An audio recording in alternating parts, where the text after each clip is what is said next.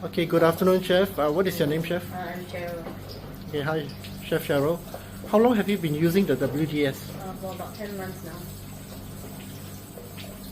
What are the differences when you compare using this WDS ozone water and chemicals?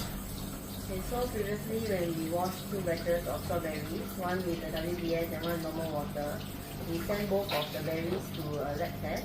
The one that we washed in WDS, bacteria count is not as high as the normal water, and we do realize that the one that we washed in WDS is spoiled and fast. Okay, good. So do you recommend use other hotels and chefs using WDS in their kitchens? Yes, for sure, because it helps to speed up the sanitizing process a lot better. Okay, thank you, Chef.